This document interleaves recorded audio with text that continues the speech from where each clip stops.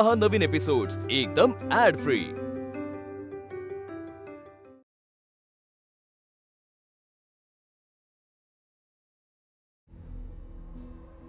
इकडे कुठे चाललाय तुम्ही? ए पालखी थांबव म्हटलं ना।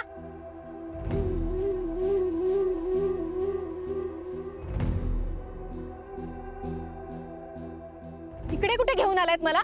आणि लग्नकार कुठे? ही पालखी घराच्या मागच्या बाजूने घेऊन जाणार होतात ना, मग कुठे आहे मागची बाजू?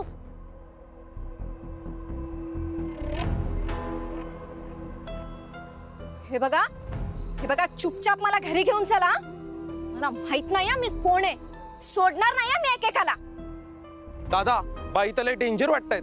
तेच सांगतेय, माझ्याशी पंगा घेऊ नका। मग आता काय करायचं? काय करायचं म्हणजे? मला पालखीत बसवा आणि चुपचाप घरी घेऊन चला। पण आमच्या मनात वेगळाच विचार चाललाय।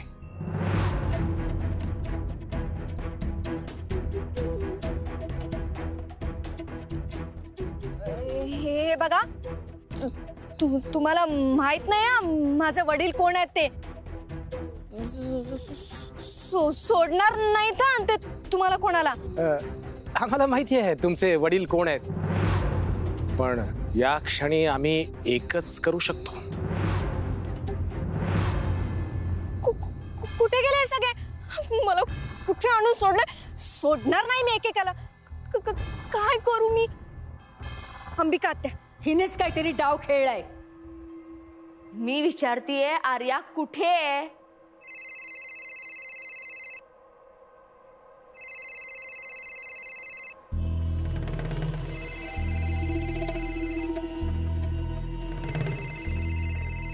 अहो आर्या ताईचाच फोन आहे, उचला।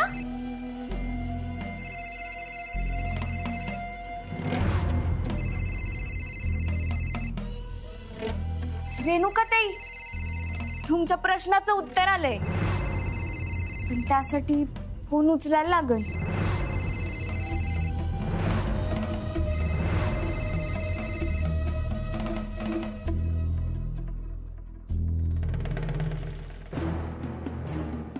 हॅलो काय हॅलो? इकडे कुठे पाठवलंय तुम्ही मला? ते पालखीवाले सुद्धा मला या लांब कुठेतरी जंगलात आणून सोडून गेलेत एकटीला। काय प्रकार आहे असा का? काय पालखी तिथे कशी गेली? हा म्हणजे दुसरी पालखी? अरे तुम्ही बोलत का नाहीयेत? कसलं प्लॅनिंग केलंय तुम्ही? का त्या मुक्तासोबत मला या जंगलात सोडून यायचा विचार केलाय? मी मुक्ता बोलतेय।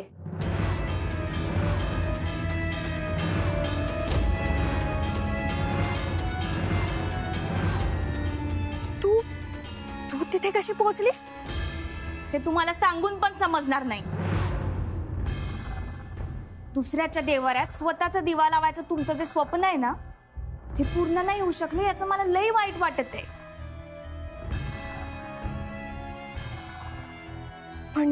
म्हणजे मंगलाष्टक झालीत, आम्ही एकमेकांच्या गळ्यात हार पण घातले, आणि विशेष म्हणजे सगळ्यांनी मावा चेहरा पण बघितलाय।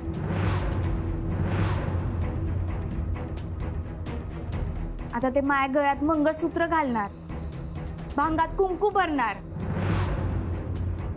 आणि मग 7 जन्माचं अतूट नातं सांगणार 7 फेरे होणार। तुम्ही आधी तिकडून घरी कसं जाता येईल ते आधी पहा, कारण तुम्ही इकडे आल्या ना तर मावं काही नाही, पण ही सगळी मंडळी तोंडावर पडतील।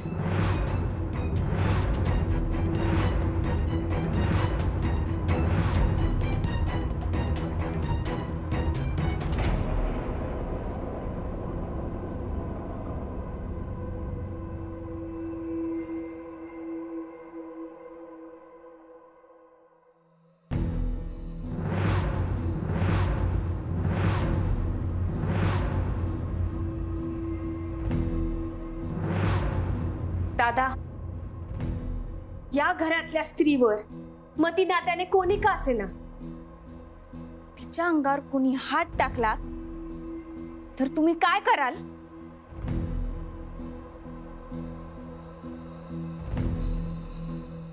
तशी वेळच कधी येऊ देणार नाही मी. तरी पण एखाद्याने टाकलाच तर तुम्ही काय कराल? जीव घेईन त्याचा.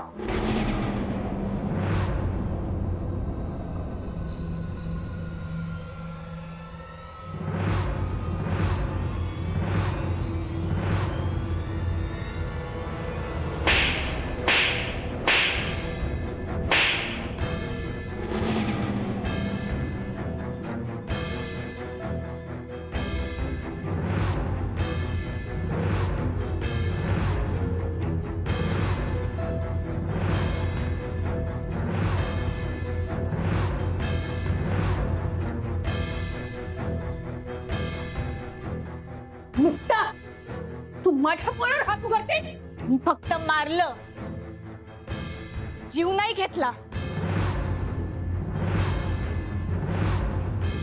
हे विसरू नका की तुम्ही पण एका मुलीची आई आहात. गायत्री सारख्या निरागस मुलीबरोबर असं घडलं असतं, कोणी हात टाकला असतं तर तुम्ही काय केलं असतं? माया जागी ती असती तर काय केलं असतं तुम्ही?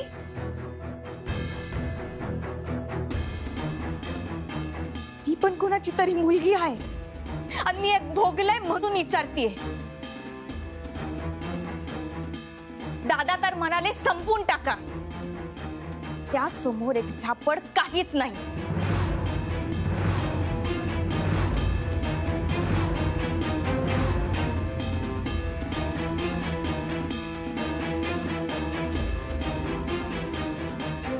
परत माझ्या अंगावर हात टाकायची हिंमत करायची नाही हा. तर दादा म्हणाले तसं होऊ शकतं.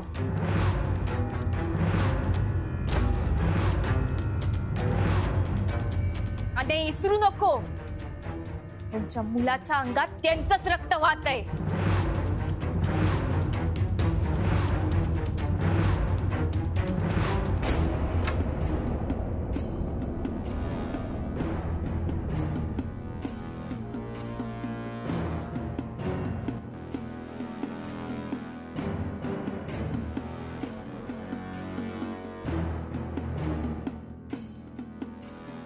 मुक्ता,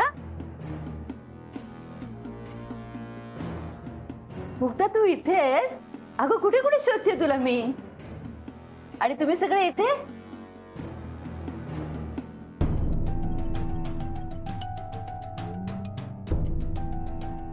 काय झालंय? काही झालंय का?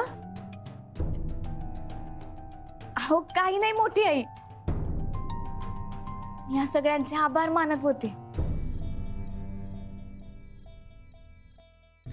यांनी एवढी साथ दिली, माझ्यासाठी बदलले, म्हणूनच सुखाचा दिस मला बघायला मिळाला. खरे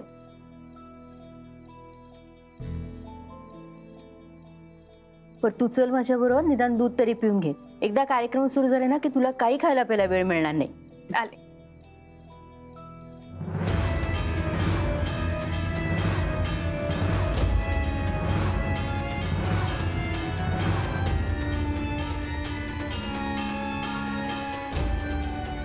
थांब रेणुका. शांत, डोकं शांत ठेव.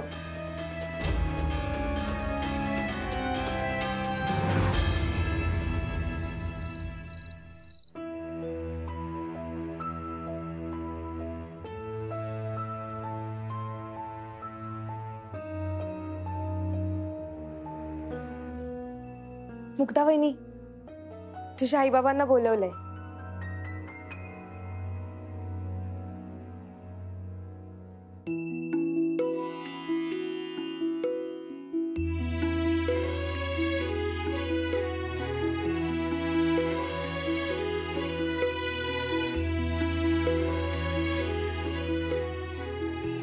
मुक्ते, मुक्ते,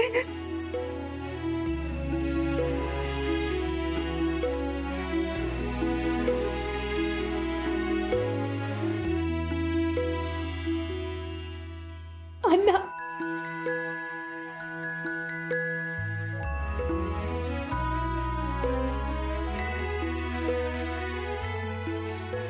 कुठं होती ग ताई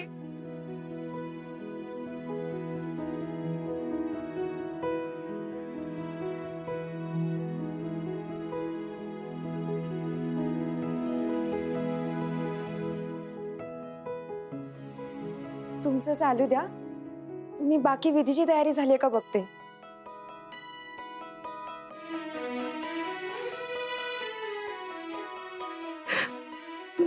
तू बरी आहेस ना? तुला काही झालं नाही ना? अगं बाळा कुठं होती तू? आम्ही किती घाबरलो माहितीये. तुम्ही सगळे आधी शांत व्हा बघू. मला काही नाही झाले, मी एकदम व्यवस्थित आहे. आणि हे बघा नवरीच्या कपड्यात आहे.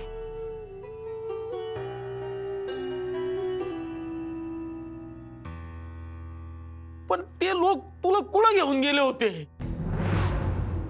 तुला त्यांनी डांबून ठेवलं होतं का? पण हे सगळं तुम्हाला कसं माहित?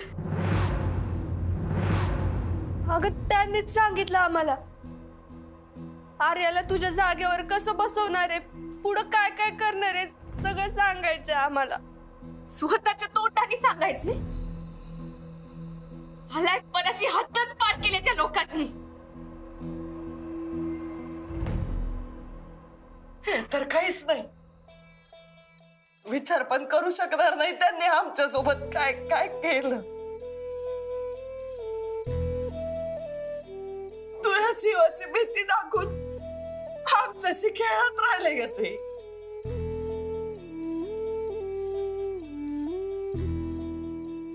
इथं लग्नात पण तेच लोक घेऊन आले आम्हाला. चेहरा हसरं ठेवा, हसरं ठेवा चेहरा, असं सारखं म्हणत होते.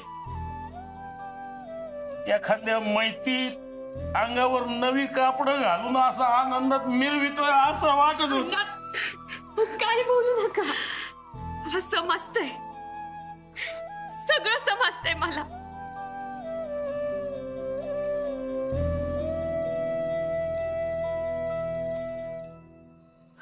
मला सांगा,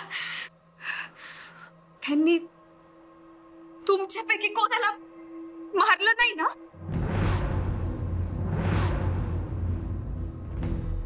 अरे माझ्या मुक्ताला काय झालं ना तर सोडणार नाही एकेकाला.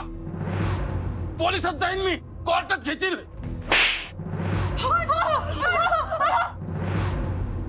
नाही मारलं नाही. मारलं, अण्णाला मारलं.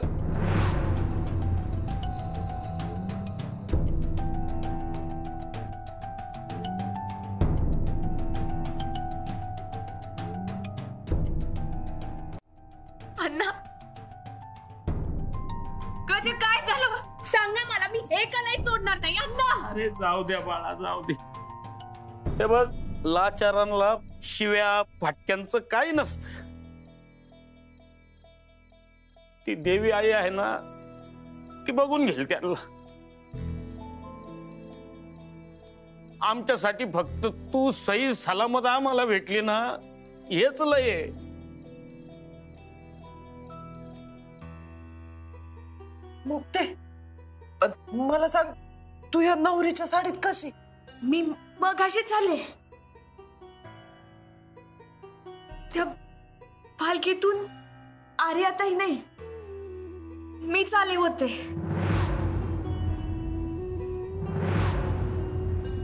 अगं पण हे असं कसं काय? त्याहून जास्त महत्वाचं हे आहे की आमच्या दोघांच्या अंगावर अक्षता पडल्या. तर आम्ही एकमेकांना हार पण घातले. बाळा, हे घर माणसांचं नाहीये. सैतान राहतात या घरात. इथली माणसं ना गरीब माणसाला कधीच नीट श्वास पण घेऊ देणार नाही. मोठ्या मालकाला तर मी किती मान देत होतो, त्याचा किती आदर करत होतो, पण त्याच्यासारखा खोटा आणि वाईट माणूस मी आयुष्यात कधी पाहिलेला नाहीये. ही लोक तुझं लग्न झाल्यानंतर पण तुझ्या जीवावर उठू शकतात बाळा. इशारी सापांच्या मध्ये जगणं सोपं नसतं. आम्हाला तुझ्या सुखापेक्षा तुझ्या जीवाची काळजी आहे. तुझा जीव महत्वाचा वाटतो आम्हाला, त्यामुळे तू इथं राहू नकोस, तू आमच्या बरोबर चल.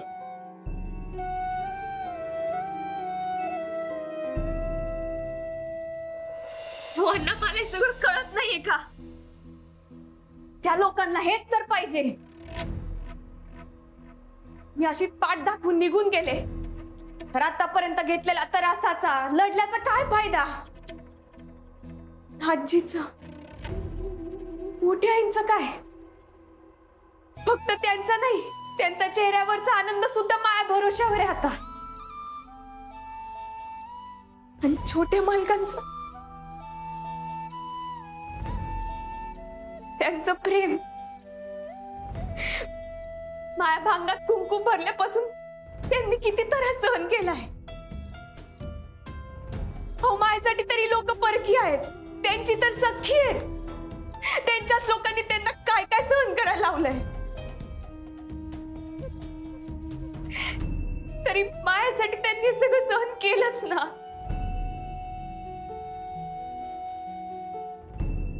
पण म्हणून मुक्ता, अगं आपण मरायचाच पर्याय निवडायचा असं नाही ना जमणार.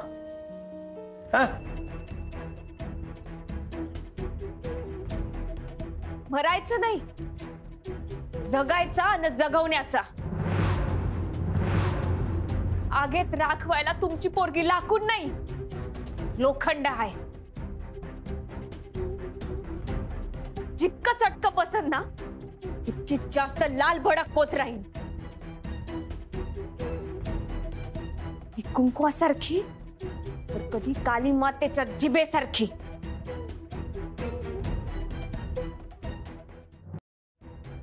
अनन्या, ही माई लढाई आहे, मला लढू द्या. तिकडं गावात येऊन काहीच वेगळं घडणार नाहीये. उलट लोकांचे स्टोमणे ऐकावं लागतील आपल्याला. तुम्हाला काही नाही ते ऐकून घ्यावं लागत. ही लढाई मला लढू द्या. पण पोरी, मी अण्णा, मला माहित आहे तुम्ही माझ्यासाठी सगळं सहन कराल. माई ताकद बनून माझ्यासाठी उभं राहाल. मुक्ताताई, मी पण तिची ताकद म्हणून मागे उभं राहीन. तुम्हाला राखी बांधली ना. आई म्हणते बहीण आपल्या राखी बांधते, त्या बदल्यात आपण तिची रक्षा केली पाहिजे. आणि मी जास्त खेळत पण जाणार नाही. त्यापेक्षा मी व्यायाम सुरू करतो. बाळा, तू खेळ. खेळताना हसताना तुलाही छान दिसतो. चालेल चालेल. पण मुक्ते, ह्या लोकांनी तुझ्यासोबत जे काही केलंय, जावई बापूंना कळलं तर? नाही आई, हे मी कधीच कोणाला सांगणार नाही. हे गुपित कायम माझ्यासोबतच राहणार.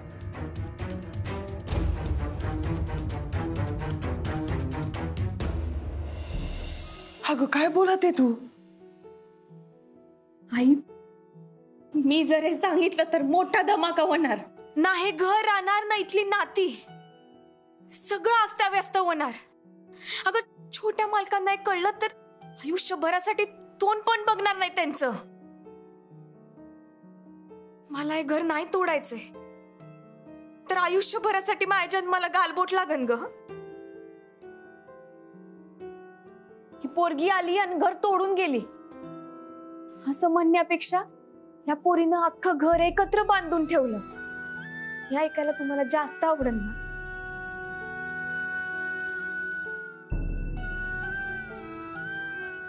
पोरी, तुझ्या मनाला जे बरं वाटल, ठीक वाटल ते तू कर. पण आमचं सगळ्यांचं जीव तुयात आहे हे विसरू नको.